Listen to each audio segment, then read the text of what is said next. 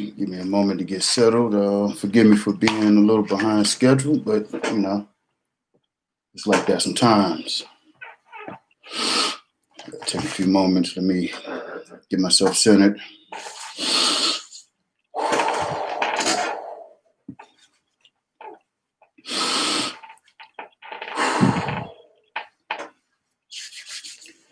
All right, all right. Greatness is yours once you claim it. I am Keystone. I'm a synthesizer of energy, frequencies, and information that generates increases of consciousness, self awareness, and self love for those who do not know who they are or the power they possess. This is Code Red. Enter into yourself and retrace your steps, or learn to fully absolve and let go all of the guilt, hurt, pain, drama, jealousy, envy, anything that's been thriving inside of you, and allow yourself to transcend into a healthier state of being. Welcome to the introspection. You've been expecting you. All right, now today's topic is going to be on deciding to win, and very important and very pertinent as far as anything that you're going to progress at or anything you're going to achieve or accomplish in life. And especially in a state of where things are right now, where people are at their absolute lowest as far as self-worth, morale, or anything that's pertaining to how they feel or think about themselves, because there's nothing else that's available or provided for you to increase your self-worth, value, or love until you decide that's what you desire, and then you make that decision to go achieve that and make that happen. So, as the title said, deciding to win, decide to win, and I caption it as winners never win on accident. Somebody may win on accident, but again, winners never win on accident. It's premeditated. Again, as I share with anybody that's around my circle of influence or, information that's shared, I refer to that as rule number one. All is mental. Nothing can be presented or be manifested or tangible unless or until it happens mentally. That's a universal law. All is mental. All of the drama, anything in your life that you are currently experiencing came from your mind. Nowhere else. It's easy to point the finger at, everybody, but until you can look in the mirror at yourself and acknowledge to yourself that you actually desire to be where you are now. Because if this isn't where you desire to be, would you be there? The answer is no. And only time people take accountability is when they think it's something positive. You know what I'm saying? Like, oh yeah, super duper business or endeavors or attained or achieved something of great magnitude that's admired by others. Everybody jumps to the forefront and take all the credit for it. But when the life goes and pretty much, your morale and everything, it goes to shit, you don't take accountability that they're your thoughts that put you there. There's no secret to it. And it's only a secret for those who do not take the time to, again, invest themselves into themselves. And once you invest yourself into yourself, you'll find out where, why, how certain things happen in your life. And then you can, again, take accountability. That's number one. You got to be able to say, yeah, I jacked up. I didn't go to classes. I didn't, I sat and, watched sports forever. And I never picked up another book. I never wrote anything. I used to be a decent artist, but the only time I write anything is signing my name on a contract. Photographer, you know what I'm saying? You got all this, equipment, and it could be outdated, but still it doesn't mean that you can't take your butt outside or take some pictures and to do something with that, and also build your, your eye again. You know what I'm saying? Everybody has a talent. Everybody has a gift. And again, I never claim to be Mr. Biblical, but for those who have will get more. Those that have and don't appreciate what they have, it'll be taken from them. So you got to look at anything that you possess that was given to you or something that you was of interest. That's what you got to take in account, that that's what you should be doing in life. Not to say that that's where you're going to be, your pinnacle, but it has to start. And if you're going to be a media mogul or a millionaire, billionaire, whatever you're going to be, you have to get started. So you don't jump out the box being a millionaire, or if that's, I'm just going to say that's something that, that everybody can sort of relate to. Others don't want money, but anyway, that's on them. But to that path to put yourself in line to become a millionaire, you have to start.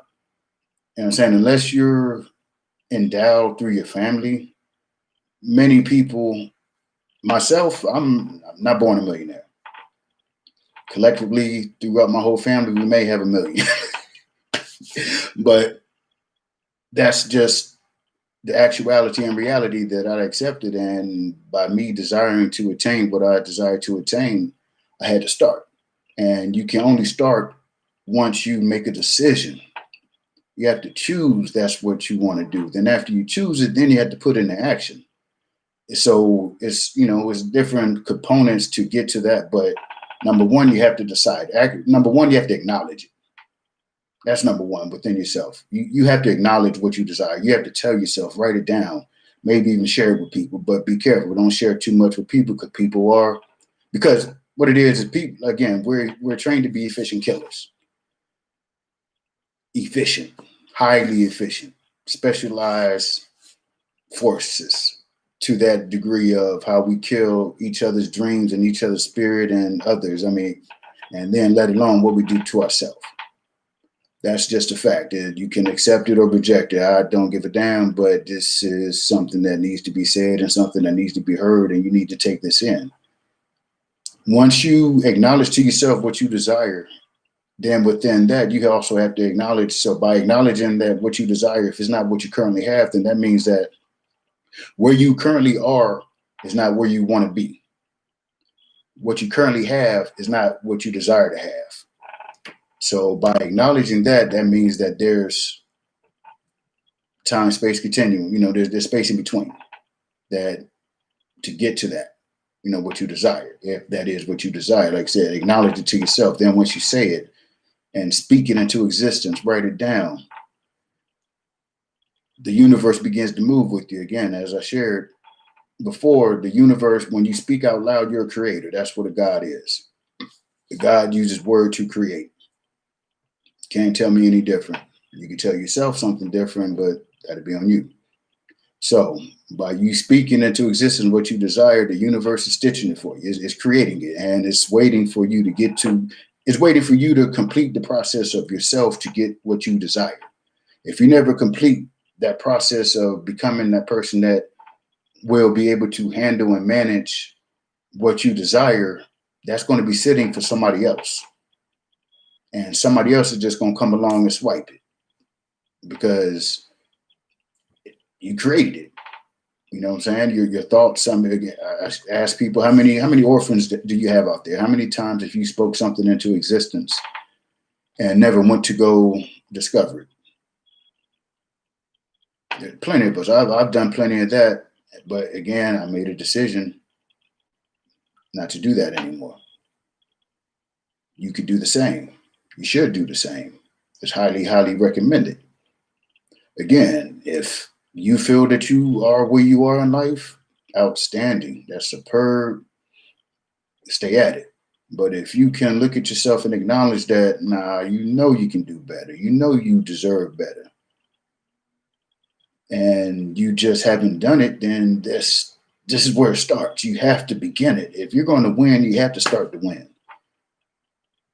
You have to begin to think as winning. You have to breathe as you're winning. You have to see you winning. You have to feel you winning. You have to put it inside of you. Again, 30, 40, 50, 60 years of straight negativity to yourself and everything and everybody around you. And how are you going to combat that? You can't do it just by a thought alone right now anyways,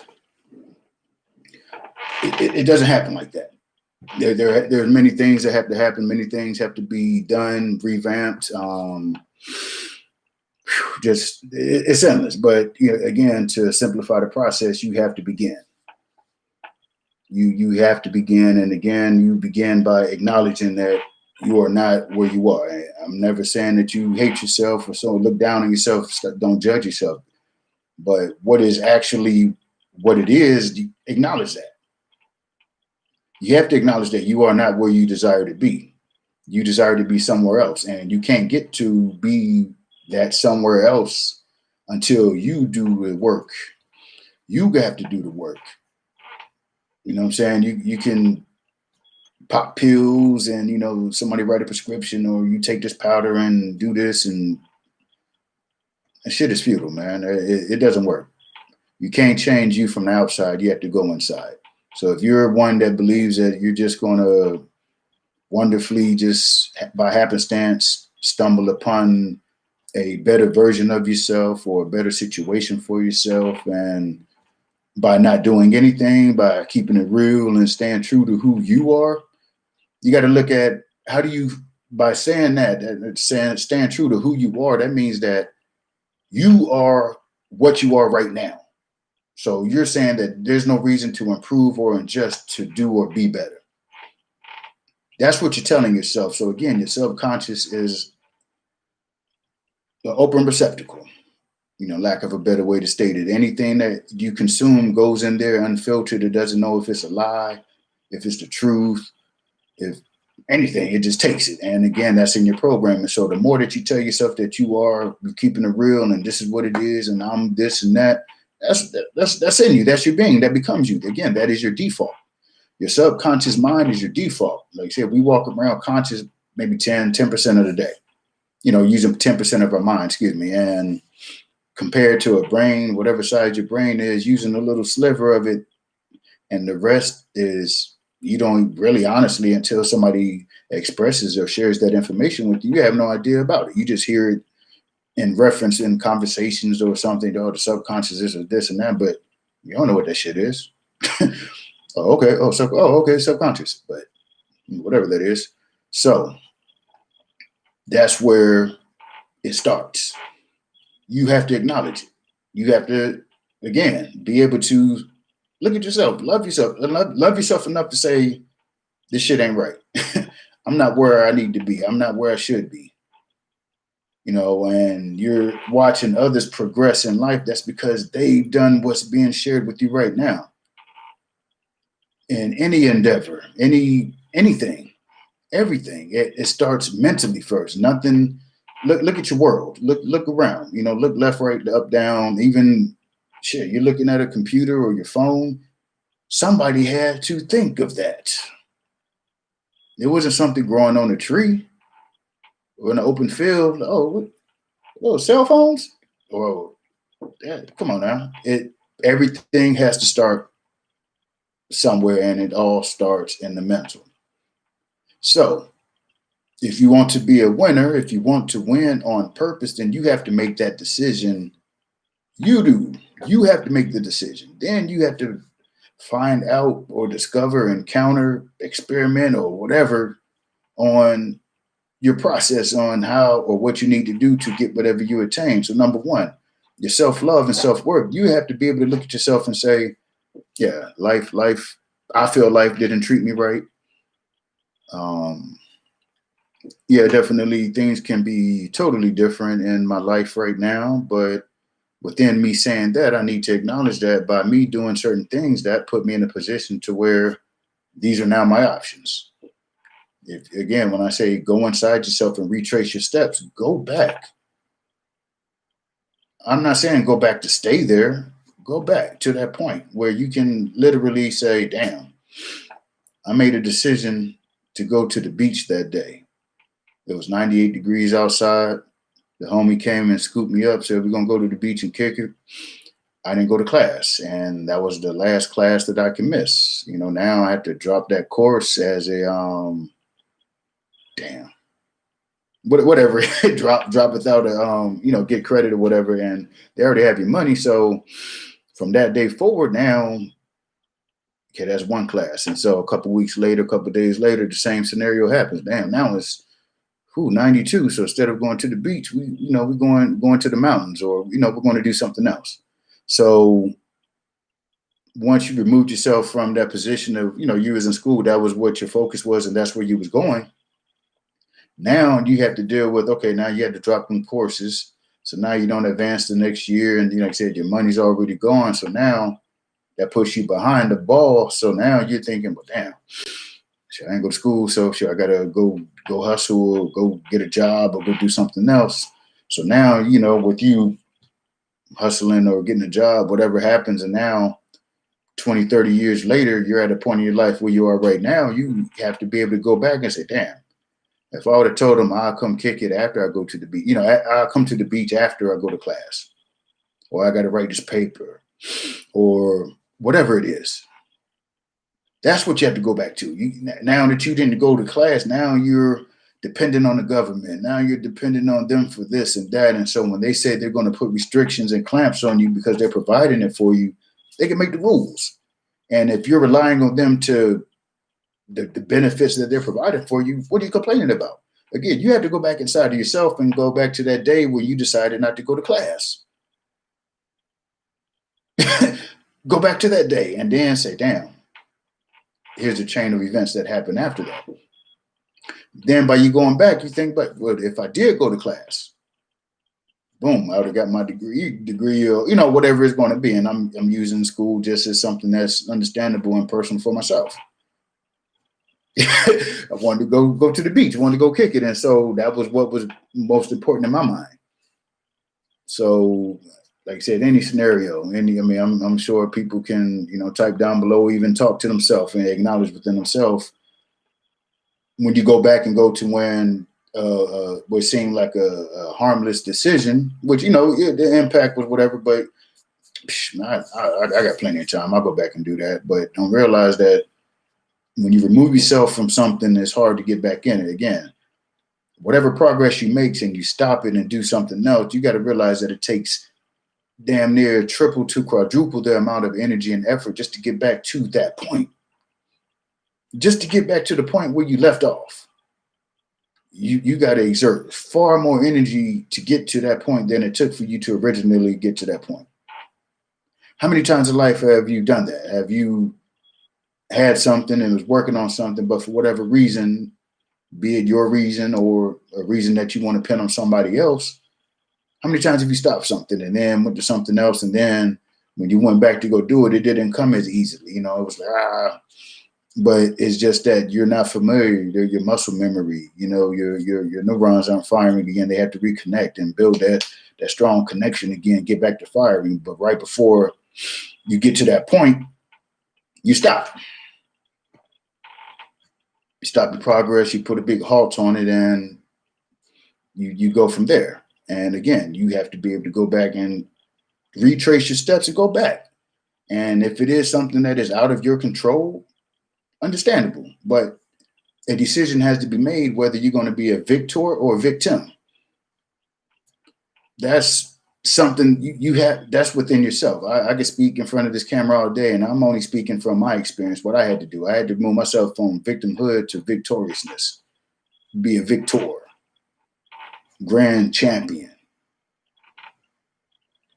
That's the space that I exist in, the space of a grand champion. No longer am I a victim. That is a decision. It was a consciously made decision to remove myself from the victimhood club, because I knew that I am not a victim, but the way I felt about myself, the lack of love and self-worth that I felt about myself, allowed me to throw the cloak of victimhood on and wear it around. And, if something came about, put the victimhood cloak up. That's going to be my deflector. But now it's like, shit, it's me. I didn't do it, or I did do it. You know what I'm saying? Yeah, I did take hours and hours and hours out of days to invest in myself. Yes, I did that. It was a choice. As to, again, what I shared before, I put hours and hours and hours into video games, sports, partying, kicking it, hanging, doing stuff that's not benefiting me right now. I have them experiences and I've definitely learned from them, but would have been a little easier to get to this point by loving myself earlier in life and even being aware that you don't love yourself. See, that's okay. So okay, like counselors, psychiatrists, psychologists, granted they're educated through a Rockefeller created system. And it is, you can cry, get mad, happy, sad, don't give a damn. Do your research. And it's written in paper. How they took over the educational system. So everything within the educational system, the status that people are attaining and achieving is through their construct to fit their plan, their intention. So you can get to the highest rank, but you're always going to fit somewhere way beneath them in their grand scheme of things.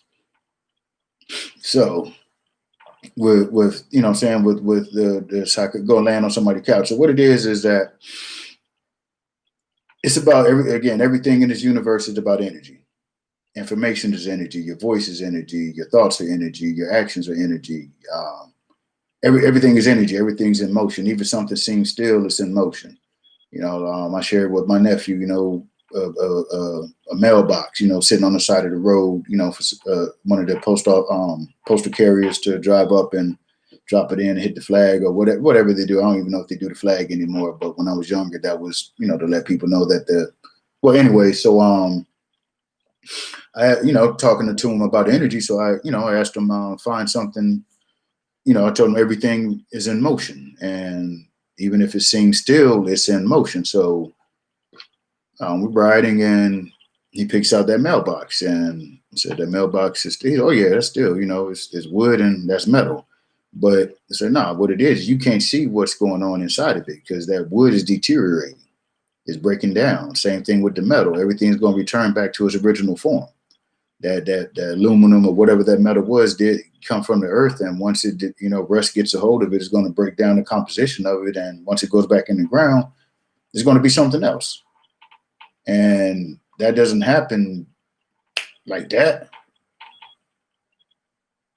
Everything is motion. So, and energy. So when it comes to you and the counselor, when you for whatever reason, you go to a counselor and, again, these are my opinions. This is what that's my opinion. So you go and it's easy to put people in certain positions or situations because people attach to things. So and speaking, individually and personally, certain things happen in life and those things trigger certain emotions, which are certain energies. So that's a way that people can manipulate you. You can be manipulated if they can find something that you attach to and they can beat you with it. So for instance, when it comes to specific date, let's say the passing of a loved one. Every time that particular day comes around, whatever that passing of the loved one, that whatever that energy, that the emotions or whatever that is brought up, that's what you're attached to. Okay, so every time that day come around, like clockwork, within a week or two, or whenever you start thinking about that day coming up, regardless of where your energy was, now it's going back. And now you're going to exist within that realm of energy that's created from the passing of that loved one. And so whatever happens, things get out of whack, things get haywire, and your thing is going to be, oh, it's because of this day. It's the whatever date you want to put out there. And whenever that month and day comes, you know how it is, hey man, so that becomes a crutch. that becomes an excuse for you to go low. So rather, why don't you detach yourself from that? Not saying that that doesn't say that you don't love that person, but you could detach that down negative energy. You don't have to be sad. Yeah, it does, and however it affects different people, but it doesn't have to be to the point where your whole 3 weeks of time is jacked up because of one day. That's what I mean by deciding to win. So notice your patterns. So to me, that's what counselors do. You're gonna recall a bunch of stuff. Hey, recall it. Talk about it. And again, that could be therapeutic, but as well, I'm speaking on resolving and remedy. You resolve and you remedy yourself by going inside yourself and correcting your thoughts. Until you correct your thoughts, nothing happens. So the counselor every week, you sit in the chair. Hey, what's going on with you? Hey, what's happening? Oh, well, this, and this, and this. Well, how did that make you feel? And cool. You like say your progression, because for you to go not even acknowledge your feelings and emotions, and then to be able to express them in a healthy way, that's progress. So I'm going to liken that to, like, I use church.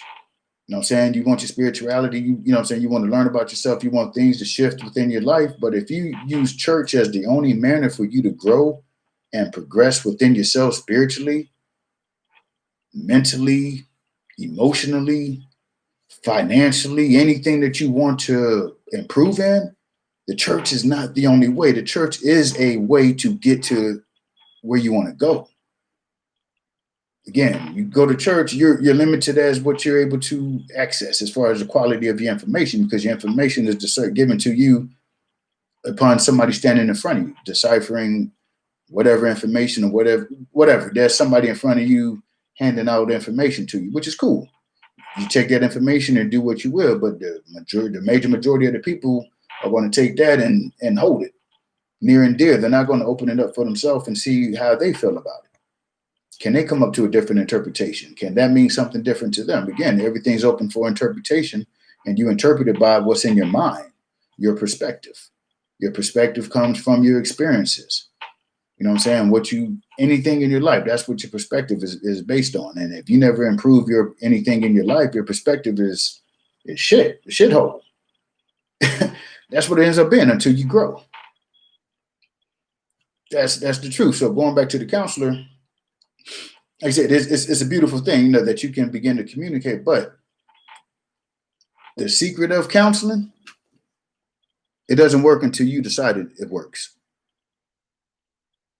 That's it.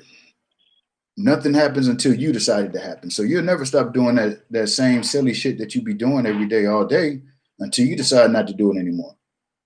You're not going to be unaffected by whatever that particular day or anything that takes your energy and puts you in that position, make you feel that way, until you decide it's not going to happen.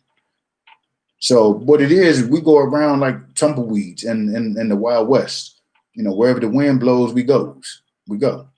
And again, do you think the tumbleweed say, it's hot on this, this hot land, this hot sand, or, I'm up, oh shoot, that's a cactus. No, the tumbleweed ends up where the wind blows it. And if the tumbleweed never shakes itself off of that cactus, that's where it's going to stay. So what's going to happen now, the next tumbleweed or a couple tumbleweeds later, that tumbleweed's going to grab that one. Now you're anchored on this cactus just like me. Then it's going to grab another tumbleweed. Now you got a bunch of tumbleweed at the base of this cactus not doing anything because they can't. They had to rely upon the wind. And if a strong enough wind doesn't come to blow and shake them off of that cactus, guess what? That's where they're going to be. So in life, you go to that counselor, it's beautiful, but you have to learn that it's you. The counselor is great, but it's you. You could go to 5, 20, 30 years of talking to somebody on the couch, but until you decide, it's not going to happen. Granted, there's different techniques and stuff that can be provided, but ultimately it's you. So with that being, expressed, hopefully you understand now it's you. You have to decide. It's not going to happen until you decide. I mean, I can't decide for you. I can't push you along. I mean, I could, do whatever I feel I can do to assist you, but not until you decide to make that change or that adjustment. And all of that has to come from within. That's with everything in life, every single thing in life. Just, let me just, what I like you to do, I like you right now. I'm going to pause for a minute. I'm going to give you about 5 to 10 seconds to think of something in life that you achieved that you didn't think in your mind first.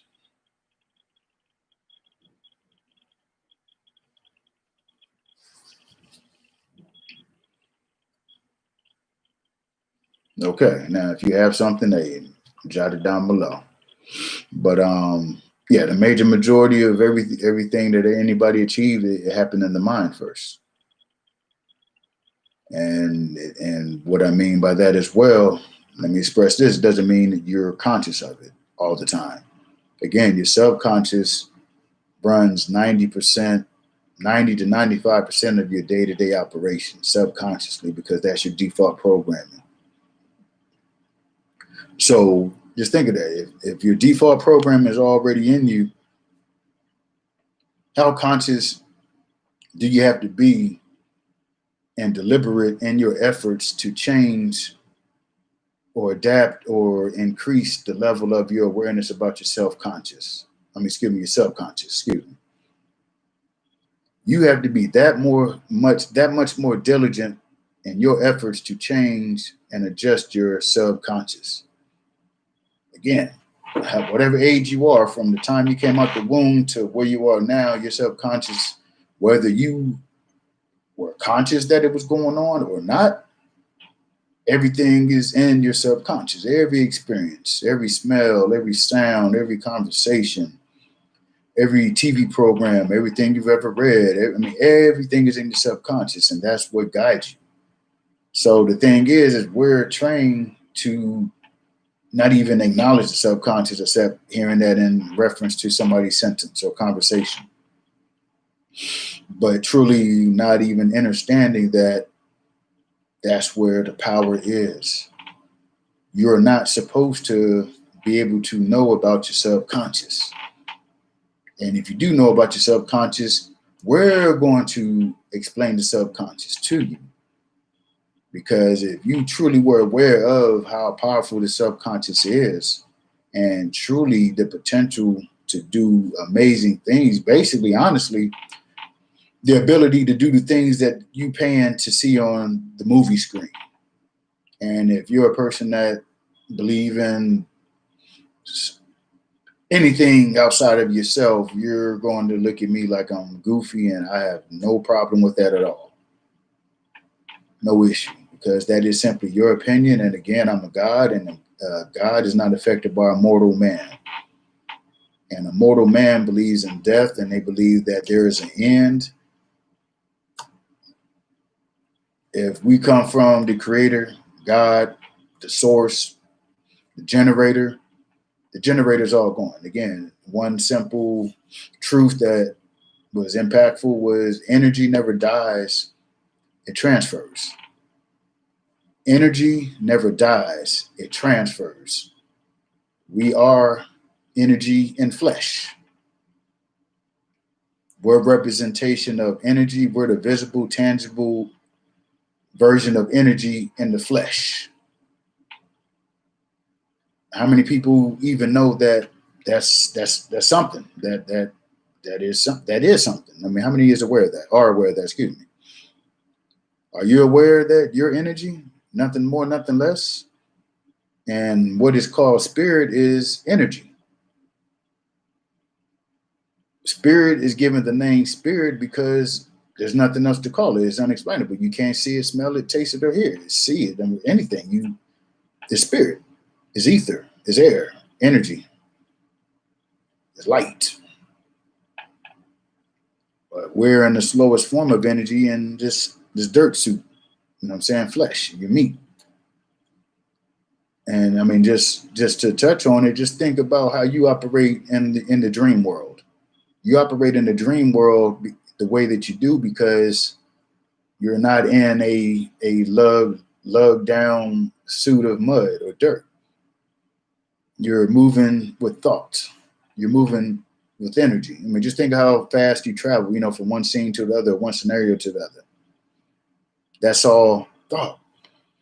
But when you feel and you're told that you're flesh, that you're a man, you're a human being, or whatever you are, that's how you move. That's how you become. You accept that. And so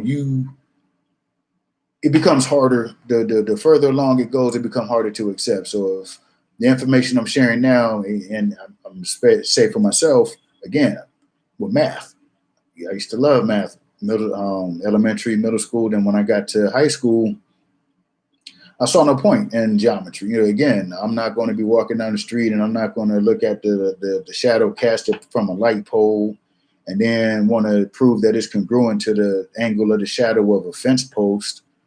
And then to be able to prove it, using the right angle theorem. And then I'm going to say, because this side is this, it made no sense to me. And what I understand now is by design. And I remember hearing, but then going through my process to get to this point, that you can undoubtedly, pretty much with a 99% rate of accuracy, that those that are at the top of the food chain, as far as in what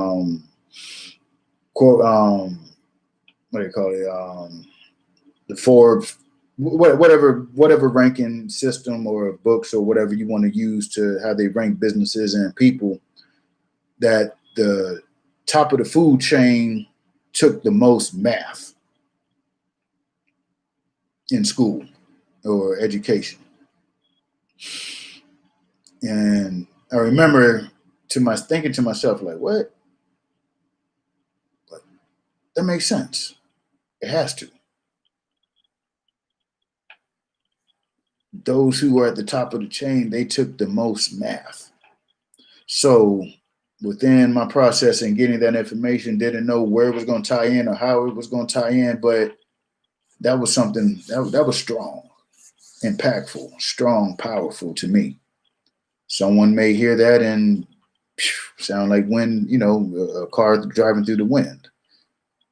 But no, that was impactful to me. Like, whoa.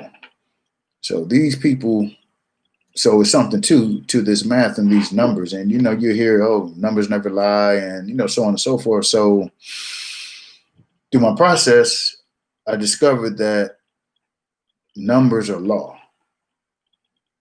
That's why numbers don't lie, because numbers are law. You can manipulate the numbers to pretty much, you can manipulate the numbers to make anything real. You know what I'm saying? But when you do true mathematics, universal law mathematics, nothing but truth. And that's just what it is. So with understanding that those attain those positions and not even attaching the morality of what they do or don't do to it, it's just they've taken the most math, or they comprehend numbers beyond those below them as far as status wise. Nothing personal. They've taken the most math. So that means they made a decision, whether they knew it or not, or somebody guided them, or they had no choice because that was the family business, or again, whatever the reason was, but that's what they done.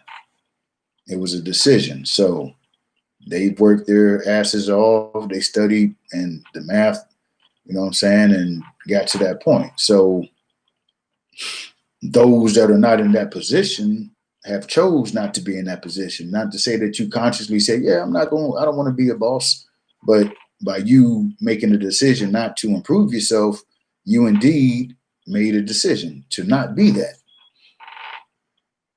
And again, when you make a decision, you know what I'm saying, once you decide what you want in life, again, we're here to be, we're explorers. That's why we're here. We're here to explore. Our journey is to find ourselves. And again, how many people have went through life and are going through life and have no idea about themselves. Don't have no idea that there is themselves. And again, once you delve into yourself, you will have no doubt that I'll have no doubt that we're all from one and we're one from the all. You know what I'm saying? There's only one energy. You can give that energy different names, but it's only one energy. And depending on what you do with that energy, does it make the energy bad or good? It's the person wielding the energy, the person in command of the energy. You know what I'm saying? Like the devil and God thing, oh, this is this and this is, no, it's one energy. You know what I'm saying? For point of reference, you could say something, I don't devil, Satan, and no, I don't, nah, I just know that you chose to do that. You chose to be the asshole. You chose to cut the person off. You chose to smack them or do this or do that to them. That was you. It was, accountability. So this system also is built to make you weak.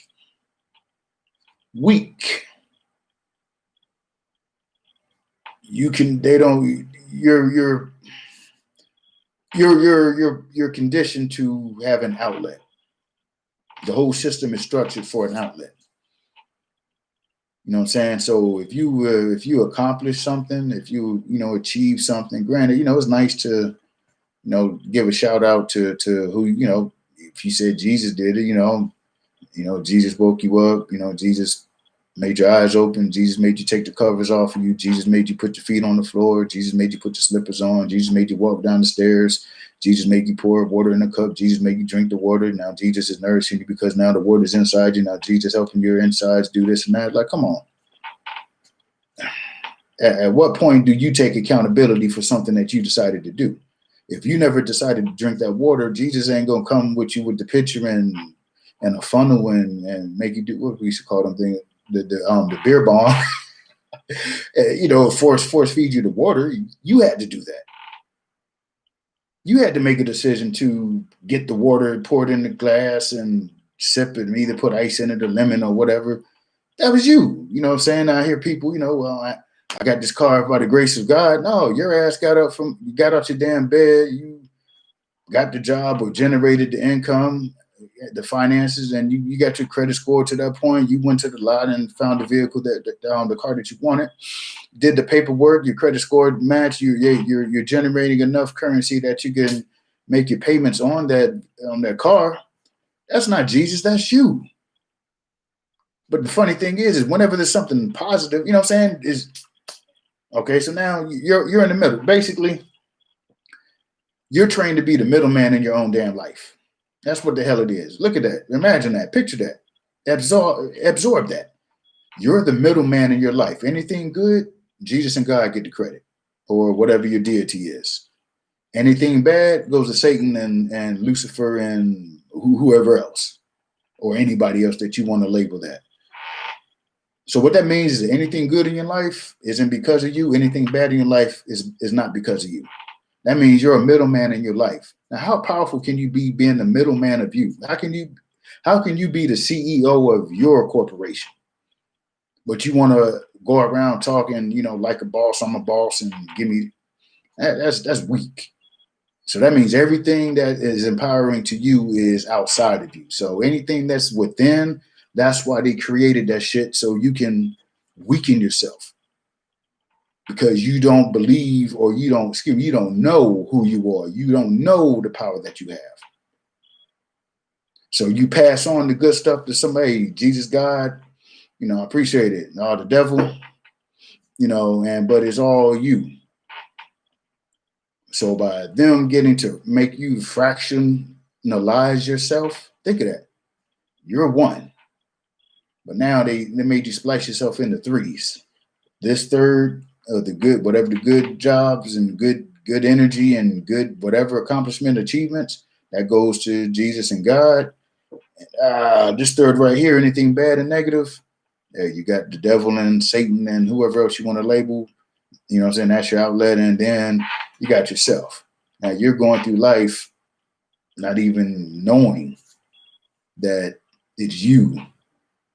You know what I'm saying? So Let me see real quick.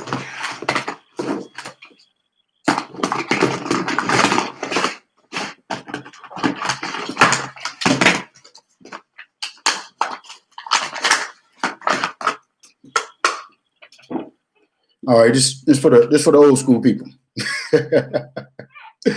All right. So you go through life, like I said, fractionalizing yourself. You don't accept yourself for who you are. So but then, again, my process and this journey, I've was able to see things totally different than the great majority of the people that I come across or even know or see or observe. So again, they get you to fractionalize yourself. You know what I'm saying? The good stuff you don't take credit for, the bad stuff you don't take credit for. You're just in the middle. So what it is now they get you to realize that the two sides of you that make you are separate. You got to acknowledge if you do bad or you do good, it's all you.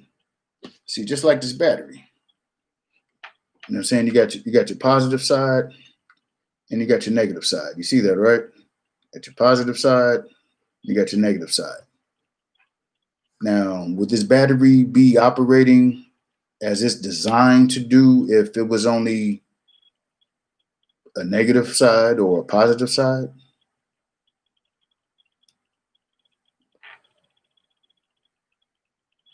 Is it possible? Can this battery does as it's designed to do if it was only a positive side or a negative side? The answer is no. It needs both. You need both. You are both.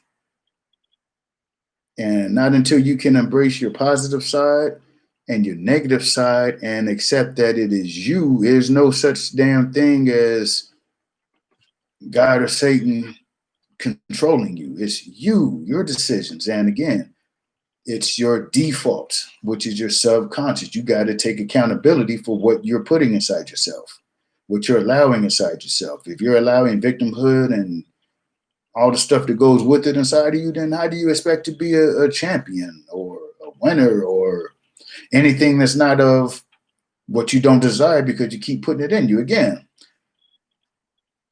yeah, granted, sports, entertainment, but can't you take those 3 hours? Do you have to watch 6 hours, 8 hours of football or basketball or video games? Again, how much do you value yourself? Are you important enough that you want to improve yourself if you want different things? Anything. Just, I mean, shit, even improve thoughts. Just that alone. Being able to improve your thoughts, the way you think of things. Somebody throws something negative at you, you can slice it back at them with a nice different curve than the way they threw it at you. Like ping pong. You know what I'm saying? They hit the ball to you. You don't have to hit it back like they hit to you. Shoot, I'm gonna put a little English on it and make it hit off the table a little differently. So now when you return it back to me, you know what I'm saying? It's you. You have to decide. If somebody spits something negative at you, you don't even have to reply if you choose not to. Again, you have to protect yourself, your space. Again, your energy. You have to treat it as though it's a child that you're nurturing, because until it gets full grown to where it can be impenetrable to the shit that's outside of you, you got to get it to that point. You know what I'm saying? You got to fix that energy ball. Then once it gets big enough to where you don't have to handle it and now it encompasses you and now that becomes your aura, it takes time to get to that point. It takes effort, that energy. It takes energy, time. It takes that. It doesn't happen on accident. Again, your circle of people that you may hang with, granted, everybody does the same thing, but once you decide that you want different than the direction that the group is going, you have to be okay with that. Because, and some people could take it personal, but it's straight real. If you're winning, why do you feel you need to do something better? Or if you are satisfied with where you're at, that's a personal situation. So don't be upset or jealous or mad at the other person because they want to go beyond where they currently are. The thing is be joyful. Like, damn, okay. So now, you may have killed your dreams. Again, you're a proficient, efficient killer. The special forces when it comes to killing dreams. I'm saying, you start off with your own. And once you kill your own, you go around through the rest of the world killing everybody's dreams, chopping them off at the knees, the ankle, behind the ear, wherever you want to hit them at. That's what you're doing, rather than embracing just the fact that they can speak on desiring something different than what they have.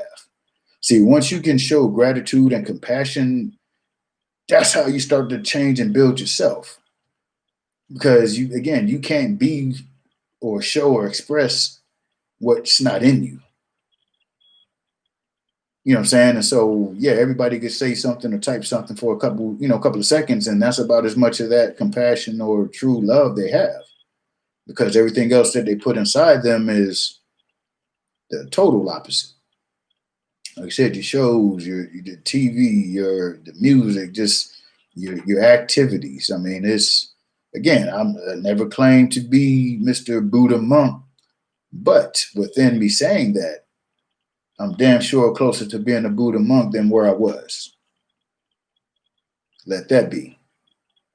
So that's a conscious decision. Yeah, at one time, hey, that type of drama, that was cool. That's what it was. That came with the territory, with the lifestyle, with the music, with the people, the food, everything. All that came together. But then when it was like, all right, this something ain't right. This shit is no. This can't be it. And for me to get to where I want to go, again, when I was younger, I got exposed to those businessmen, the ones that make business decisions that affect people while you're lying in the bed sleeping. They're in meetings speaking about the changes that are going to happen, and are going to affect you. But by the time you hear about it after you wake up and complain, oh man, what happened? Man, this has been talked about for a year or two. It's been in the making. That stuff don't happen overnight. Everything it starts, and it's a process. And again, I love saying this, like, just like what people call conspiracies. A conspiracy is two people speaking about something. What the hell is so unbelievable about that? What's hard to believe about two people talking about something? So then if two people talk about it, then what about, eventually aren't one of those two people going to speak to somebody else? So now there's three people. Then there's four people. Then there's five. So now you got a room full of people with a common interest. What's so hard about that? Because it's easy to keep you in the loser mindset because we put a label on it. We're going to call it conspiracy theory. So now that you are programmed through the educational system, again, educare, that means to bring out your gifts, to bring out the best of you. But our educational system is exactly the exact opposite. They're putting in bullshit. They're shoving it down your throat, all the way down to the elbow, making sure you getting it. So when they give these labels and then they present how they want you to feel about the label, and you adopt that, undoubtedly, no reason why you shouldn't, because that's the way you're programmed until you see things and you begin to question. And then once you, again, go inside yourself and you see what doesn't sit right, and then you're not afraid to go investigate. Again, let me ask, at what age were you when you stopped asking questions, meaning as a child, when you asked those deep thought questions of life that you would ask a parent or an adult? What age were you when you stopped asking those questions? When did you stop inquiring, how did you get here? Where did we come from? Why does the wind blow? Well, if God loves you, then why is he going to send you to hell? And you know what I'm saying? Like, just questions that as a child you ask because you get this information and a child wants clarity. But the thing is no, you don't question, you just follow. This is why. It doesn't make sense. Well, this is it. So at what age did you get tired of hearing that? And then once you got tired of hearing that, what age were you when you just accepted it? See, these are things when I say go inside and retrace your steps. This is where you have to go within yourself. unbelievably, people feel that I have no emotions, and that's the total opposite. I never had such quality cry time until I was able to go inside myself and see where I had a hand in where I was at, where others had a hand at where I was at, and where I could have adjusted where others had a hand at and done something differently. I had to do that. I had to go inside and bust open that cache of emotions that's been stashed and break it open, break that cocoon of the like of not a cocoon but like a pod of baby spiders.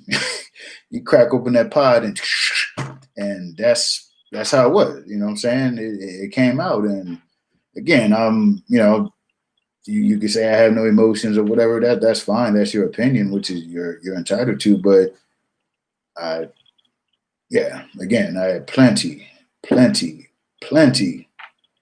of quality cry time,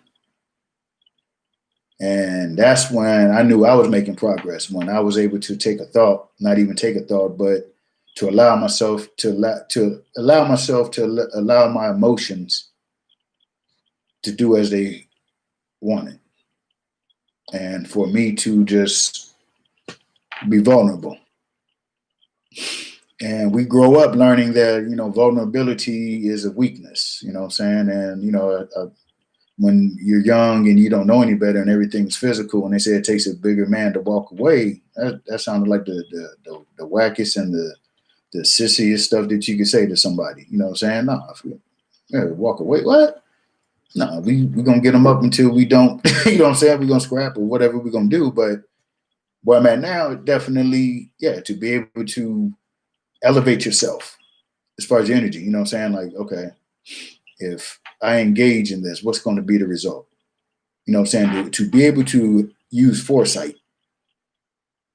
and then to take an accountability of the others that are involved in whatever scenario or situation that you're going to remove yourself from. That's powerful. It takes great power to do that, to go opposite of what everybody else expects. You know what I'm saying? You live the life, you know what I'm saying? You live a life where you just got a foul ass mouth. You just like cussing people out, and that's nobody enjoys being around that. I mean, if they want to be honest with you, be real. How many people that you know, family members, friends, or even associates of friends, so on and so forth, that if you're at a gathering or a function and that name comes up, damn, what? As soon as they come, yeah, I'm out. Hey, you know what I'm saying? Or even, is so and so gonna be there? No, I ain't coming. That's a choice. That's a choice that person makes. That's how they foresee their life. That's how they see them. That's the best that they expect of themselves.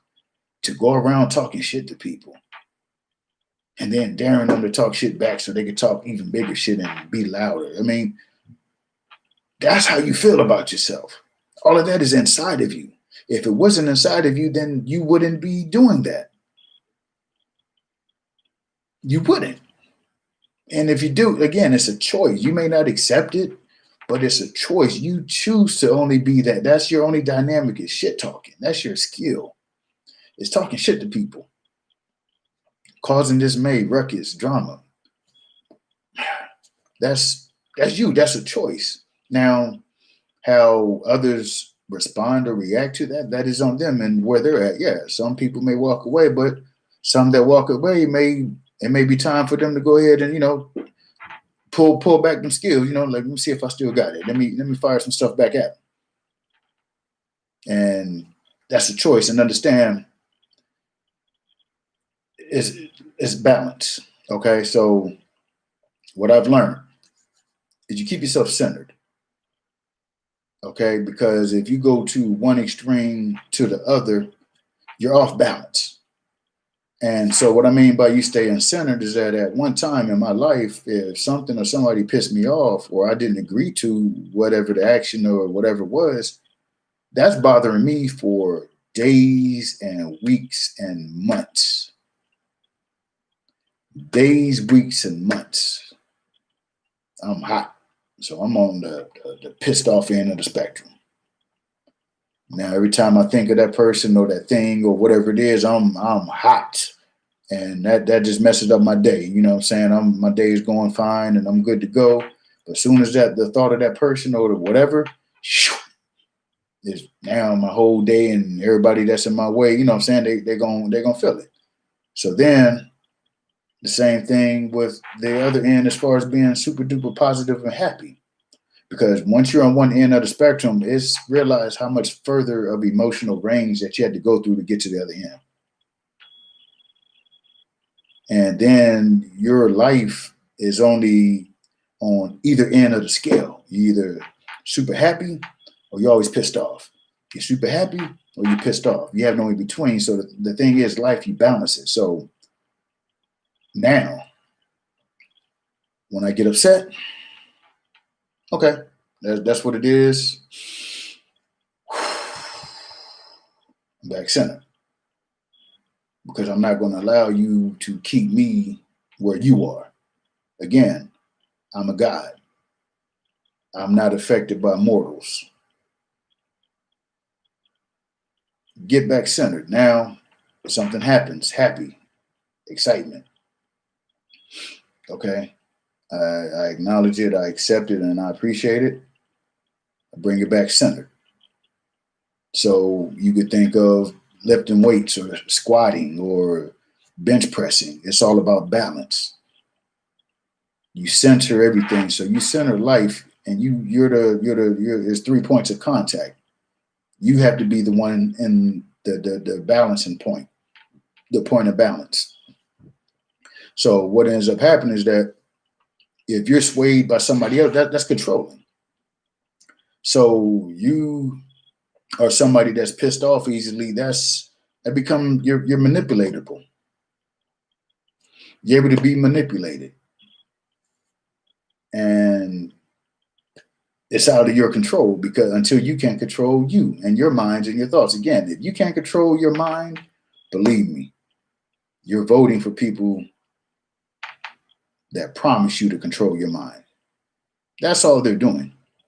When they stand before you and vote for me and these points of this, then we're going to do that. They're telling you, hey, all you got to do is sit your ass on the couch and I'm going to do the rest for you. Yeah, continue being the middleman of your life. Vote for me. I'll make sure you're the middlest man of the world. Middleman, that's what you are. Stop being the middleman in your life. You can't win being the middleman. You can win being part of the team, but that doesn't make you a, well, anyways, take control. Get control. It doesn't happen until you can acknowledge and I did this, and you acknowledge, you know what I'm saying, whatever you didn't do good or whatever you did do good, but until you take control, it's for nothing. You have to control you. You can't expect for everybody to adjust their life around your inability to control you. Again, you can't go around in life expecting everybody to adjust their life for your inability to control you, for your inability to control your thoughts, your inability to accept that you're the reason you are where you are. I'm saying just in life, anything, everything. Like I said, go inside yourself, retrace your steps. Go back to that point where you made that pivotal decision to do or not to do.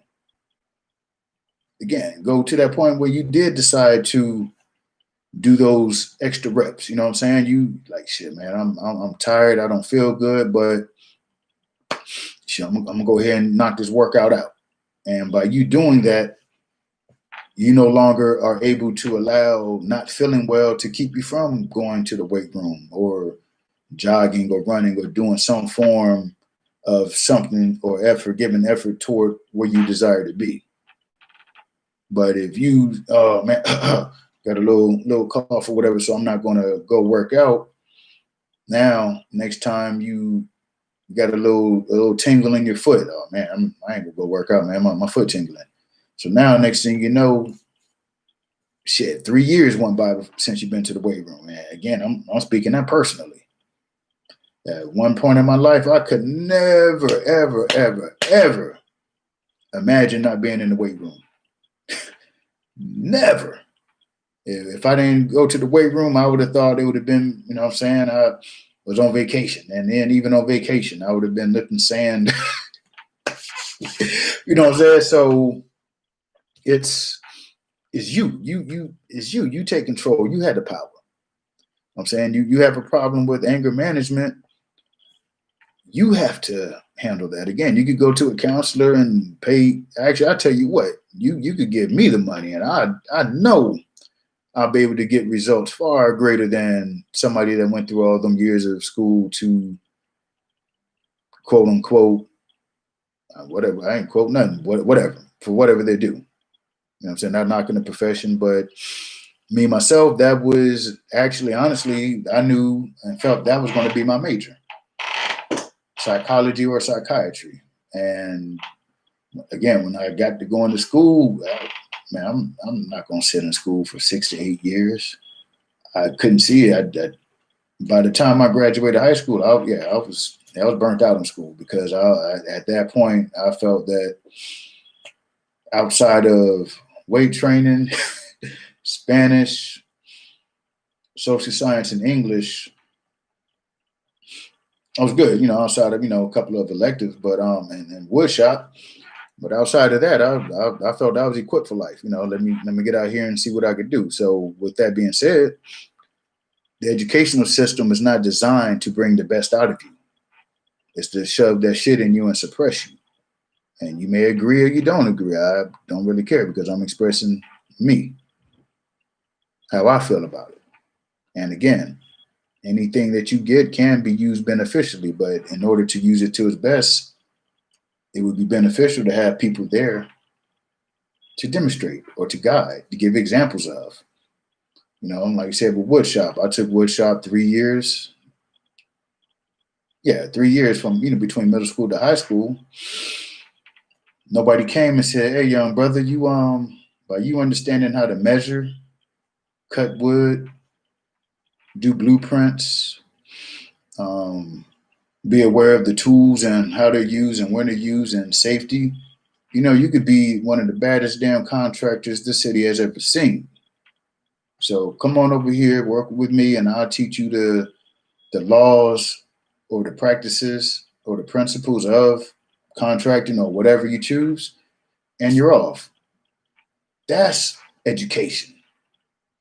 That's bringing out the best in somebody.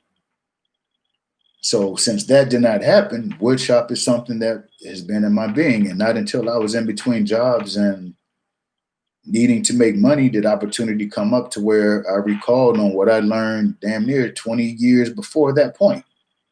You know what I'm saying? Doing walk-in closets, and it was like, oh man, what?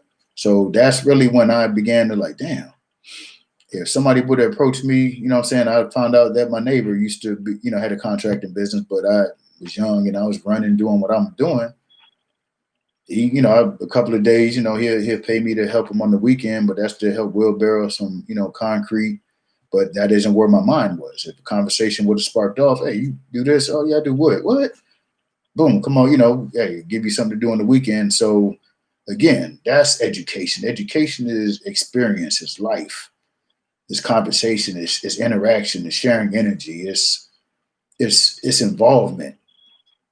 And where everything is now, they remove people from that, and that's no longer looked as education. They're getting rid of the what they call vocational schools, the trade schools. That's truly education. That's how you not even fend, that's how you provide for yourself. Again, things that survive are on a low frequency. When you're in survival mode, your frequency is low. So think of things as thriving.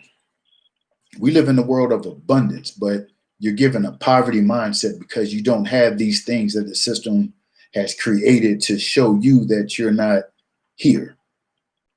Don't accept that bullshit. You don't accept that when you, when you love you, when you know your worth, you know your value, and you can speak it. You can look somebody in the eye and tell them, no, thank you.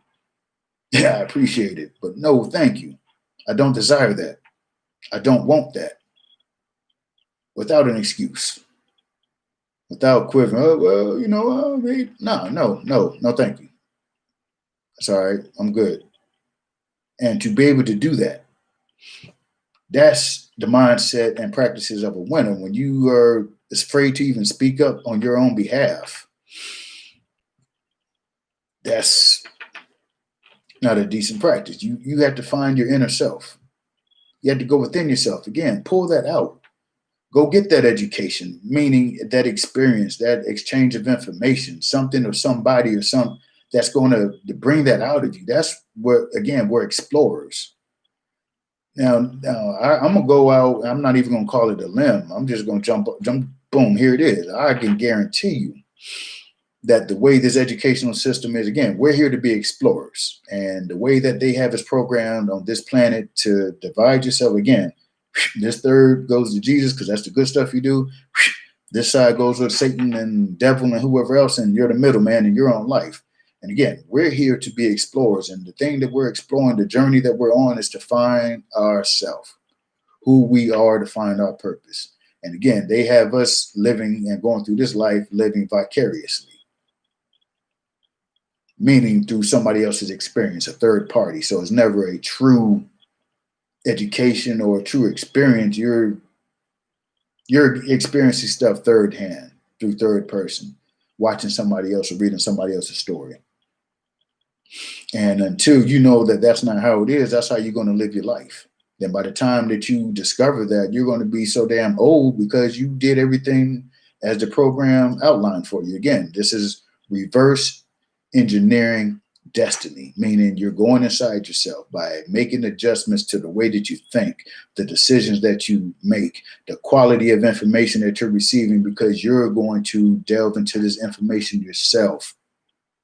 Then you're going to process it yourself.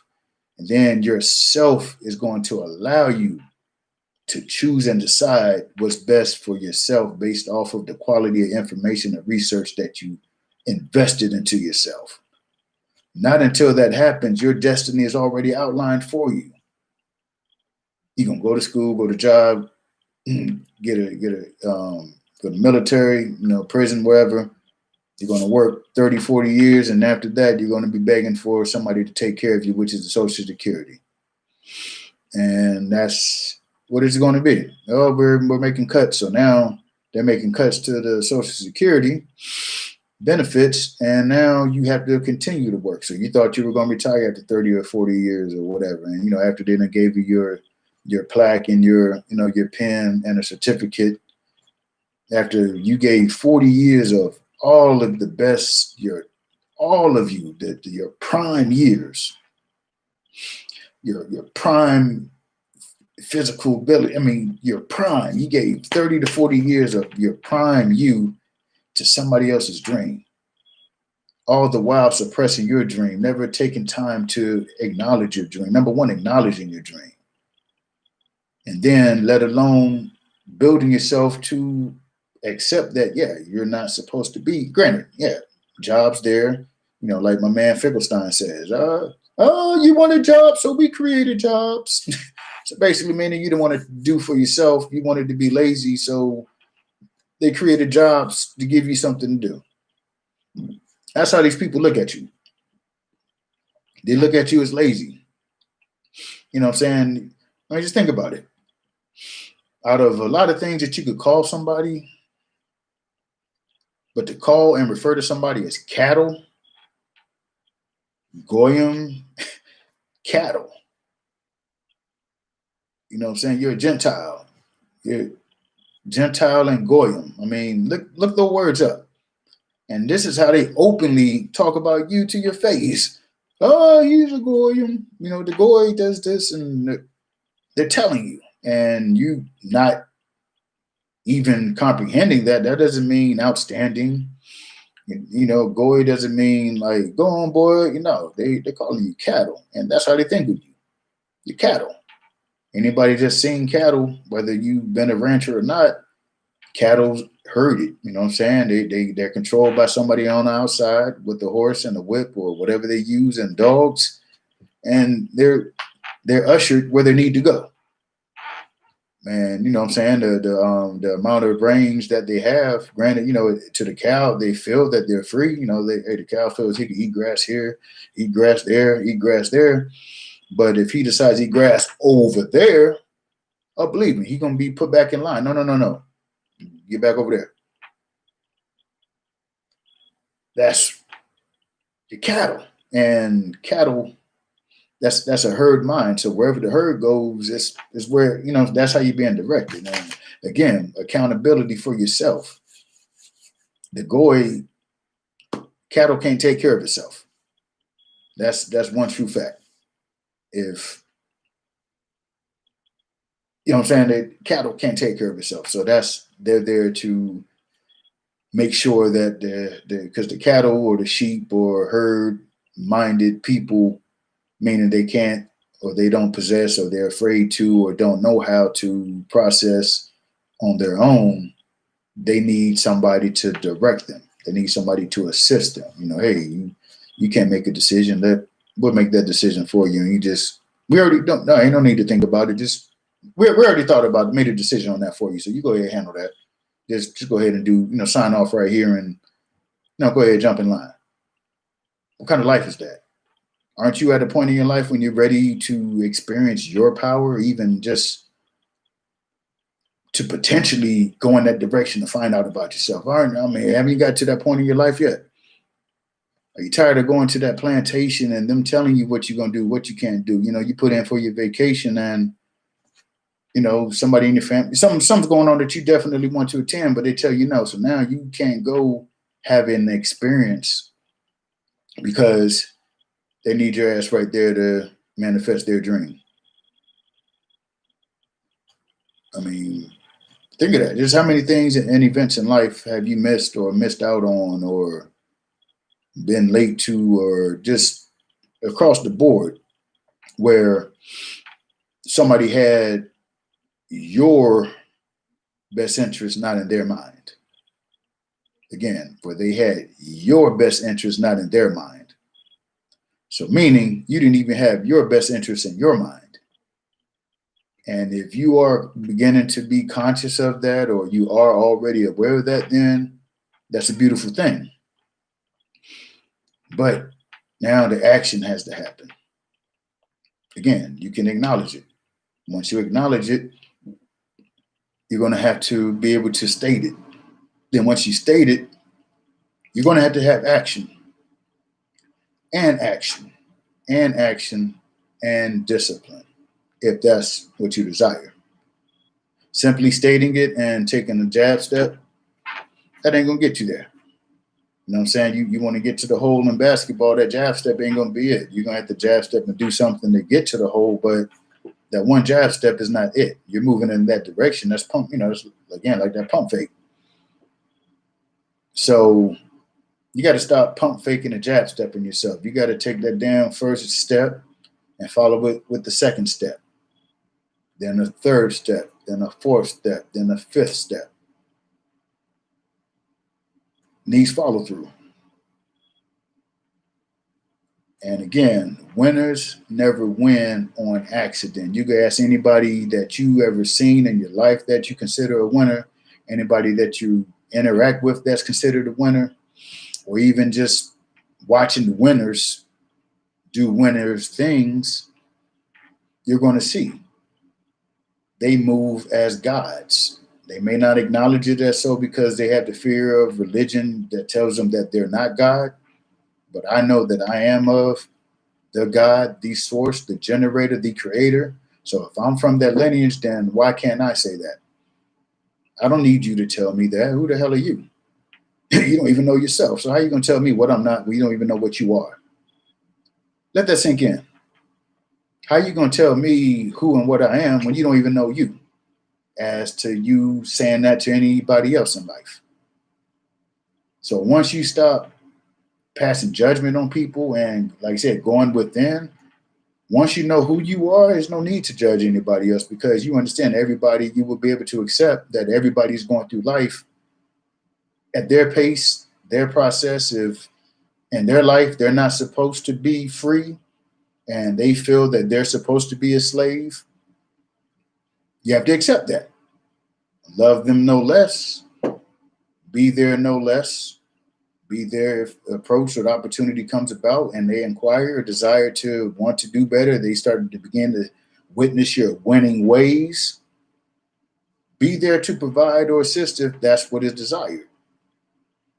But again, everybody, the one truth, well, another truth is that the world will save itself when it's ready, and it won't happen before that. The world will save itself when it's ready. Meaning, if you don't feel you need to be saved, why the hell are you? Why would you even see the value of improving yourself?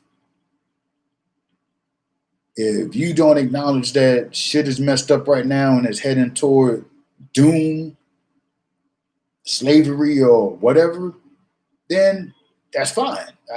I can accept that, because that is you. I don't desire that for myself. So that's not the direction I'm going. So I have to be okay just as well with you not doing as I am with you doing, or moving in a direction toward empowerment. Again, it has to come from within. It can't come from without. Again, you know what I'm saying? It's comedy to me to a degree where with information I share and somebody wants to, I guess, discredit, chop me down or whatever. So, if I'm speaking on something and they ask a question, when I direct them back to them being able to access the same information, and after that happens, the conversation doesn't exist anymore. So what it is you want me to speak and speak, and then if I speak for 10 hours straight about a certain subject or certain subjects, and I say 2 sentences incorrectly. Now, out of the 10 hours that I spoke, you're going to take those 2 sentences to discredit any and everything that I've done. So going from that point in the beginning where, I'm saying it was about, yeah, man, I know this, I know this, I know this. It was like, now it's like, a lot of what I have access to and have access is not of interest to people, because it's not their actuality. It's not their reality. They're not experiencing that. For one, they don't even comprehend that we're on a plantation. The United States is a big plantation. The best way to get the most from your cattle, you have to put them in the open range. So we have an illusion of an open range. But when you share that with people, they can't even accept that. And so when I say we have fences around this, no, we don't. Yeah, why do you think you have to go through all that you have to go through at the borders? They say safety. Everything that they tell you is safety is not your safety. It's for them to be able to continue to do what they're doing, and which is perfecting their ability to inventory their cattle. That's all they're doing. They're perfecting their inventory processes. All right, we got 2 sheep leaving the United States going to Mexico. Okay, we got some Mexican cattle, what I'm saying? They're keeping track. Up. We got some sheep going to Canada, so we're going to exchange, what I'm saying? So they're keeping track of that. That's your fence. If you didn't have a fence, there wouldn't be any borders. There wouldn't be any need for borders. You know what I'm saying? This stuff is all man-made. The whole system is man-made, and it's to get you to not know that you're a God, your true power, your true essence. So they minimize you and make you feel that you're unworthy of anything that you achieve, because if it wasn't for that third over here, it wouldn't be. It's not up to you. Again, Jesus, everything that you do, you know what I'm saying? You got the vacuum, there was some dirt on your carpet. You grab the broom, or, that's old school. But you grab the vacuum, got the dirt up. That wasn't Jesus. That's you. I mean, it's cool to share your efforts with somebody, but at one point, when are you going to power yourself up and accept that it's you? You made the decision. Again, when I say God, I didn't say the creator of all life, man, forms of anything. I said I am a God. If, again, like your children are of you. Your children are a lineage of you. So whatever you are, your children are in essence. I mean, if you can't accept that, then you know what I'm saying, you got a ways to go, and it's okay, because it has to start. It has to begin. So you have to consciously decide to work on your subconscious and change your programming, your default programming. Instead of your default programming is to pop off and talk shit, move your default programming toward love and understanding and compassion. And within that, that's how man regulates himself. Man does not need government. The man needs himself. That's why these people are doing what they're doing to you, because they feel and they know, they talk about this. They make these rules to keep you in line because you are cattle. You're goy. You have the mind of cattle. You can't do anything until urged. Just let that sink in. That's how these people look at you. That's how they deal with you, that you can't manage yourself. Think of that. That's truly, they call you goy, goyim. They call you a Gentile. Look at the definition of the words. If you don't believe it, then I dare you to go listen to some of the videos of them speaking. They have no issue with it. You know what I'm saying? Like you said, my man Finkelstein, he'll tell you, oh, they wanted a job, so we created jobs. Then he tells you, you know what I'm saying? Whenever you involve them in your business, you're giving them a cut. You know what I'm saying? Whatever business, you know what I'm saying? Oh, you're giving them a cut. So you go get a job, you're giving them a cut of your energy, of your production. And then let alone you're giving them your energy, but then they're also benefiting products from your services from you on your behalf, courtesy of you, that you could be putting into yourself and your family. Again, families run the world. Understand that, understand that, overstand that. Families run the world. That's why they're working so hard to break your damn family up. They don't want competition. What's the best competition for the competitor? There's no competition. Especially when it comes to business and ruling. Why do you want to have to compete with another family? So what they do now, the family build themselves up to where they're, you know what I'm saying, you hit their radar, they bring you on in. Hey, come on, join us. Don't worry about them. That's how they look at you. It's unfortunate. I can't even say it's unfortunate. It's you. So, in closing, to change your life from a loser, before I go there, okay, now, this is the big one. I'm sure it's going to affect many people. Lottery mindset. That is a poor, impoverished mindset. What you're saying and what you're doing is that you're taking currency that you got from whatever source, majority of the people from a job or their benefits or whatever. Now, you're going to take X amount of dollars of currency every day and put toward the effort of possibly winning some of that money back. Think of that. You're taking